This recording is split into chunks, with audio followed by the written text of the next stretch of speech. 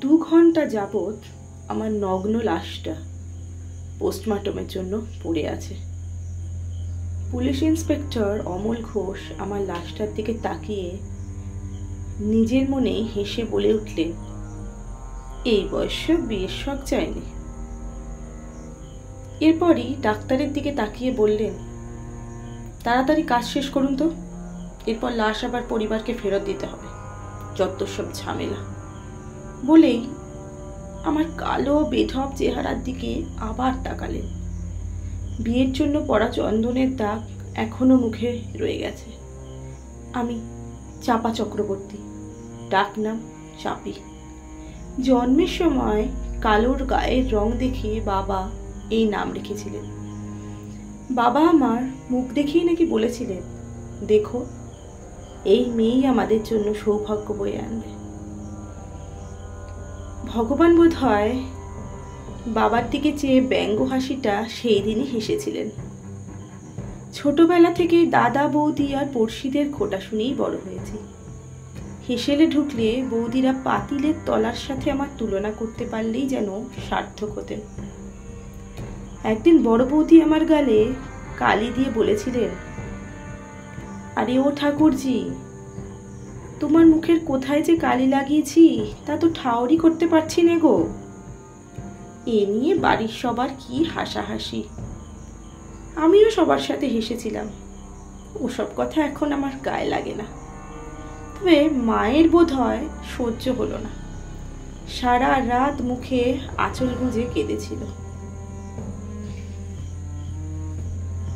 জীবনের প্রথম ভালোবাসা ছিল রবিদা। ছোট থাকতে পাশের বাড়ির সুধা কাকিমার বাড়ি প্রায় দৌড়ে চলে যেতাম, আর রবিদার কাছে রাজ্যের গল্প শুনতাম। প্রায় পাঠশালা ফাঁকি দিয়ে তার বই পড়তাম। একদিন রবিদা আমার হাত ধরে বলেছিলেন, হ্যাঁ রে চাপি, আমায় বিয়ে করবি? সেদিন লজ্জায় কিছু বলতে পারিনি, মুখ ফুটে ঘরে ছুটে এসেছিলাম। এরপর থেকে রবিদার সামনে যেতে ভারী লজ্জা পেতাম। তখন থেকে সেই ছিল আমার কল্পনার রাজকুমার। বড় হতে থাকি আর কল্পনার রাজ্য বিস্তৃত হতে থাকে। কল্পনা সবটাই ছিল রবিদাকে ঘিরে। ভাবতাম রবিদার কল্পনাও বুঝি আমায় নিয়ে। কিন্তু সে কল্পনা বেশি দিন টিকল না। যখন জেনেছিলাম আমার সই সুহেলির সাথে ওর বিয়ে ঠিক হয়েছে, ছুটতে গিয়ে রবিদাকে শুধিয়েছিলাম, তবে বললে কেন আমায় বিয়ে করবে? রবিদা ঘর ফাটানো হাসি হেসে বলেছিল, সে তো মজা করেছিলাম, তোর মতো কালীকে কে বিয়ে করবে রে? আমিও রবিদার কথায় হেসেছিলাম। তাকে যে সত্যি ভালোবেসেছিলাম সেই লজ্জা ঢাকতে ফিরে আসার সময় নির্লজ্জের মতো হাসতে হাসতে বলেছিলাম, রবিদা, তোমার বিয়েতে কিন্তু আমায় একখানা লাল পেরে শাড়ি দিতে হবে বলে রাখলাম। রবিদা সেই কথা রেখেছিল। শাড়িখানা পরে নিজেকে আয়নায় অনেকবার দেখেছিলাম। সত্যি রবিদার পাশে আমি বড্ড বেমানান। কি রাজপুত্রের মতো চেহারা ওর। খুব কেঁদেছিলাম সেদিন। ভগবানের উপর বড্ড রাগ হচ্ছিল। আমার দাদা দিদিরা তো কত সুন্দর, আর আমায় গড়ার সময়ই বুঝি ভগবানের সাদা রঙের কমতি পড়ল।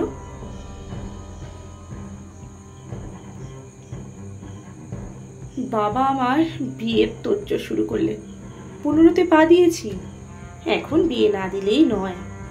কিন্তু একখানাও বাবার পছন্দের মতো প্রস্তাব আসে না। আমি কালো বলে। কোনো ছেলে 2 বউ, কারোর বয়স বাবার চেয়েও বেশি, কারোর আবার পণ বেশি চায়। বৌদিরা বলা বলি করে, ঠাকুরমশাই ঠাকুরজির জন্য কোন রাজপুত্রের আশায় বসে আছে গো? যে গায়ের রঙে ছিরি।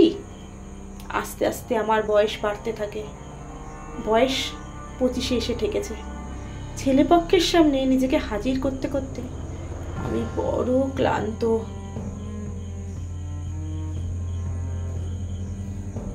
কোনো শুভ অনুষ্ঠানে আমার যেতে বারণ, পাছে তাদের কোনো অমঙ্গল হয়। আমি যে অপয়া, অলক্ষী, 25-এ এসেও একখানা পর চটাতে পারলুম না। সব থেকে বেশি কষ্ট পেয়েছিলাম সেদিন বড়দিদি ওর মেজ মেয়ের বিয়েতে। আমায় ছাড়া সবাইকে নেমন্তন্ন করেছিল। আমি একখানা শাড়ি ঠিক করে রেখেছিলাম ওর বিয়েতে পরবো বলে, কিন্তু বিয়ের দিন শুনি আমার নেমন্তন্নই নেই। একথা শুনে মাও আর যায়নি। সারা রাত মায়ের বুকে মুখ গুজে কেঁদেছিলাম। মায়েরও ভারী কষ্ট হয়েছিল সেদিন। আজ আমার বিয়ে, 37-এ এসে অবশেষে একখানা বর জুটোতে পারলাম। বরের বয়স নাকি 65-র ঘরে। তবে এ নিয়ে আমার কোনো মাথা ব্যথা নেই। পুরুষের আবার বয়স কি গো? তাছাড়া শুনেছি সে নাকি ভারী সুপাত্র, যদিও তাদের দাবি একটু বেশি। কি জানি দাদারা জোগাড় করতে পারলো কিনা। মা যদিও রাজি ছিলেন না, কিন্তু বাবা স্বর্গে যাওয়ার পর মায়ের কথার কোনো মূল্য নেই এখন এ বাড়িতে। দাদা বৌদিরাই সব। আমার সাজানো শেষ, লাল বেনারসি আর চন্দন, কালো চামড়ার উপর সাদা চন্দনটা ভারী চোখে পড়ছে। ঠোঁটের লাল রংটাও কেমন যেন বেমানান লাগছে। উনি আমার কোনো চিন্তা নেই, শেষ পর্যন্ত বিয়েটা তো হচ্ছে। এখন আর কেউ আমায় অপয়া অলক্ষ্মী বলবে না, কারোর খোটা শুনতে হবে না। বর চলে এসেছে, সবাই খুব হইচই করছে। কেউ কেউ আবার বুড়ো বর বলে খোটাও দিচ্ছে। আমি এসব গায়ে মাখছি না। একটু পরই লগ্ন শুরু হবে। আমি অধীর আগ্রহে অপেক্ষা করছি।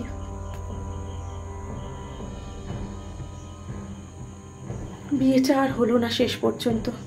পণের টাকা গয়না কিছুই জোগাড় হয়নি।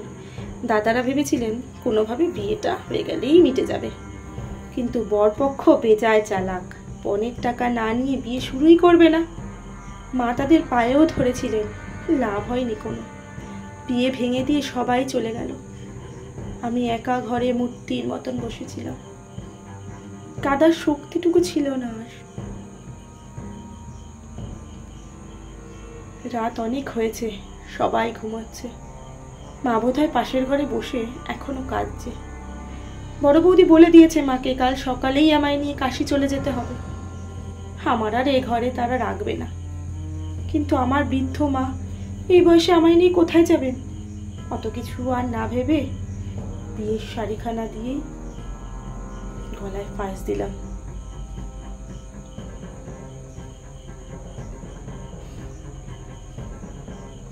যে শাড়িখানা পরে আমার শ্বশুর বাড়ি যাওয়ার কথা ছিল, সেটাই এখন আমার ফাঁসের দড়ি।